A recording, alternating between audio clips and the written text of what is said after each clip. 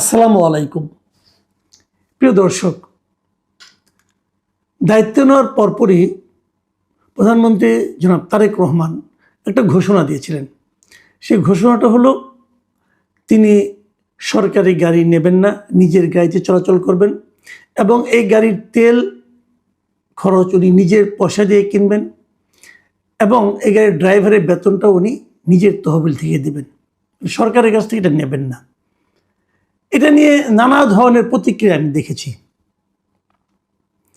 আমাদের মধ্যে অনেককে বলতে শুনেছি এটা কেবল চমক লাগানোর জন্য করা হয়েছে, এটা করার কি দরকার ছিল, আপনি নেন, আপনি আরও গাড়ি নেন, আমাদের কোনো আপত্তি নাই, কিন্তু আপনি কাজটা যেন ভালোভাবে করতে পারেন, আপনার উপর দায়িত্ব যেটা সেটা করেন, আপনার দায়িত্ব যদি ঠিকঠাক মতো পালন করতে পারেন, গাড়ি একটা জায়গায় 5টা নেন 6টা নেন, কোনো সমস্যা নাই। উনি বলেছিলেন ওই প্রোটোকলটা কমাই দিবেন, বলছেন না এটাও করেন, সব নেন, কিন্তু কাজটা ঠিকঠাক মতো করেন না। আমি না এগুলিকে নিয়ে মাঝে মাঝে ভাবি, আসলে আমরা আসলে কী করলে খুশি, এটা আমি বুঝি না। উনি যদি সব নিতেন তাহলে কি কাজটা ভালো মতো হতো, আর উনি যে এগুলি নেবেন না তাতে কি কাজটা খারাপ মতো হবে? কাজটা ভালো হওয়া না হওয়ার সঙ্গে উনি এই যে সামান্য একটু ত্যাগ করলেন, এটা কি কোনো শর্ত হিসাবে, পূর্ব শর্ত হিসেবে কাজ করে?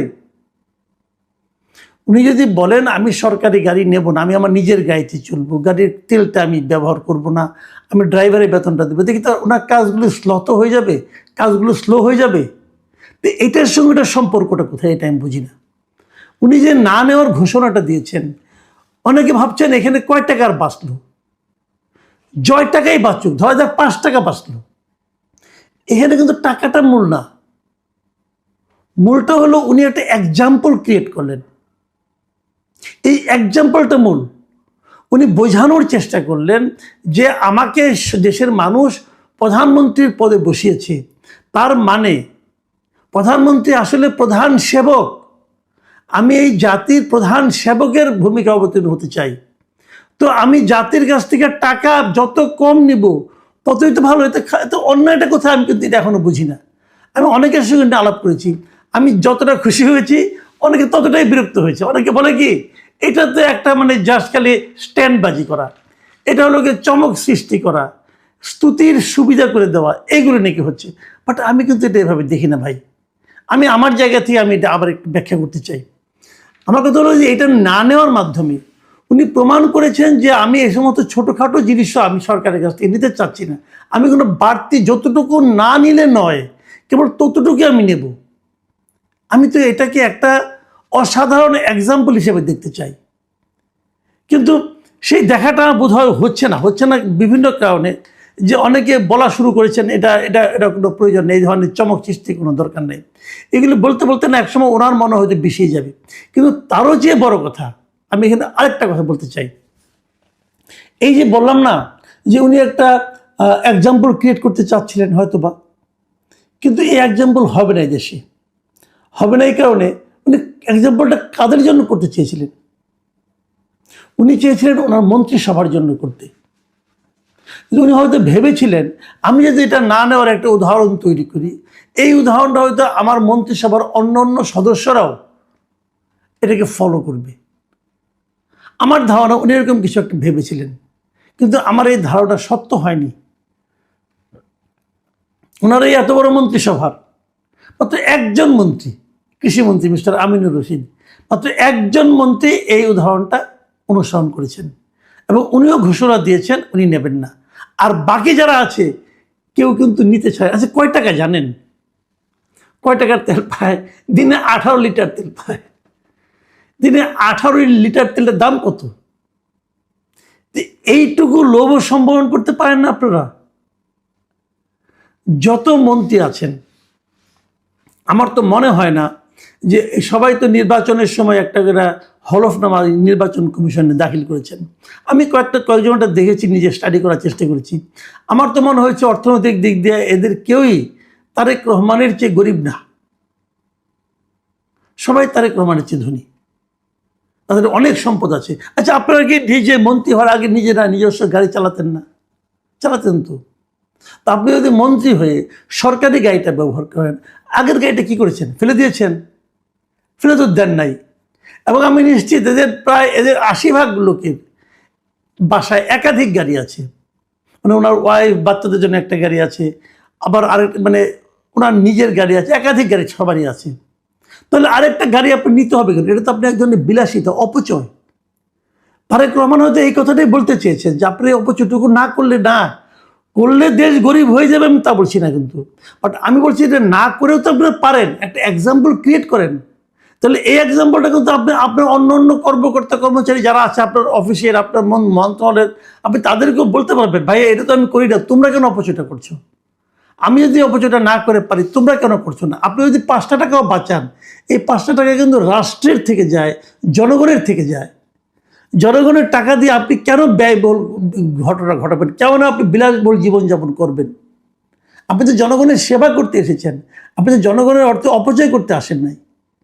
তো এরা কিন্তু চাইলে সবাই পারতেন, কিন্তু কেউ করেন নাই, অথবা যদি করেও থাকেন আমরা জানি না, আমাদেরকে জানানো হয় নাই। আমি বলি কি, এগুলোই প্রচার হওয়া দরকার। এই কারণে যে এগুলো ছোট ছোট উদাহরণ কিন্তু সবার জীবনে ঘটে থাকে। তো আমরা এগুলো করি না কেন?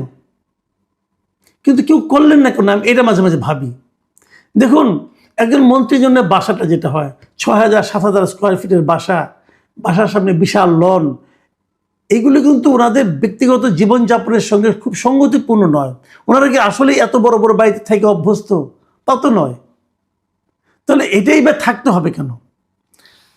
আপনি বিশ্বের অনেক দেশে যান, আপনি এমন খোদ ইংল্যান্ডে যান, ইংল্যান্ডের সরকারের কয়জন মন্ত্রীর জন্য সরকারি বাসা আছে? খোঁজ দিয়ে দেখেন তো। প্রধানমন্ত্রী অথবা চিফ জাস্টিস ছাড়া আর কারোর জন্য সরকারি বাসা আছে? আমার তো মনে হয় না। তো তাহলে তো এতে কি তাদের মান সম্মান চলে যায়? আমি দেখেছি যত গরিব দেশ না, তাদের মন্ত্রীদের তত বেশি বিলাসবহুল জীবনযাপন, জনগণের, গরিব মানুষের অর্থের। এটা হওয়া উচিত না। আর আমি ওই সংকীর্ণতাটা, আমাদের মন্ত্রীদের যে সংকীর্ণতাটা, এটা দেখে আসলে আমি হতাশই হয়েছি। আজকে 7-8 দিন হয়ে গেল, কেউ তো বললেন না যে প্রধানমন্ত্রীর মতো আমিও এটা ব্যবহার করব না, আমিও এই অপচয়টা করব না, কেউ তো বললেন না। এখন যখন এই সামান্য ত্যাগের ক্ষেত্রে এই মন্ত্রীরা তাদের প্রধানমন্ত্রীকে অনুসরণ করতে না পারেন, তাহলে বড় বড় স্বার্থের প্রশ্ন যখন আসবে, বড় বড় ত্যাগের ক্ষেত্রে যখন প্রশ্ন উঠবে যে আপনারা কি এইটুকু অর্থনৈতিক সুযোগ সুবিধাকে মানে না নিয়ে পারবেন, অথবা একটা বড় দুর্নীতি মানে কি, মন্ত্রীদের দুর্নীতি তো মনে করেন 100 কোটি টাকা, যখন ওরকম প্রশ্ন আসবে তখন কি আপনারা নিজেদেরকে সম্বরণ করতে পারবেন? আমার কিন্তু সন্দেহ হয় ভাই। আপনাদের নিয়ত খারাপ, সত্যি কথা বলতে কি আপনাদের নিয়ত খারাপ, আপনাদের নজর ছোট না হলে সামান্য ত্যাগ করতে এত কষ্ট। আমি আসলে কিন্তু ভেবেছিলাম যেদিন নাকি প্রধানমন্ত্রী প্রথম বললেন, তারপর থেকে হয়তো সমস্ত মন্ত্রীরা একের পর এক নিজেরা এগুলো বলতে থাকবেন যে আমিও নিব না। তার মানে সবাই প্রধানমন্ত্রীকে ফলো করতে চাচ্ছেন। কিন্তু এক পর্যায়ে দেখলাম যে টাকার ক্ষেত্রে, স্বার্থের ক্ষেত্রে প্রধানমন্ত্রীকে কেউ ফলো করতে চান না, 2-1 ব্যতিক্রম ছাড়া। এবং তারা প্রমাণ করে দিচ্ছেন, প্রকাশ্যেই বলছেন, ঘোষণা দিচ্ছেন যে আমরা আপনাকে ফলো করব না, এই সমস্ত ক্ষেত্রে করব না, যা পারেন করেন। আমি ভেবে পাই না তারেক রহমান যে মন নিয়ে বিদেশে 17 বছর থেকে, যে মন মানসিকতা নিয়ে দেশে এসে পা রেখেছেন, সেই মন মানসিকতাকে এই তারেক রহমানের মন্ত্রিসভার লোকেরা কতটুকু অনুসরণ করতে পারতেছে? যে অনুসরণটা সবচেয়ে সহজ ছিল সেটাই ওনারা কেউ করলেন না। আর যেগুলো কঠিন কাজ সেগুলো কতক্ষণ করবেন, কতটুকু করতে পারবেন, এটা নিয়ে যদি আমরা সন্দেহ পোষণ করি, আমাদেরকে খুব বেশি সন্দেহ বাতিগ্রস্ত বলা ঠিক হবে। প্রিয় দর্শক, আপাতত এই পর্যন্তই। আল্লাহ হাফিজ।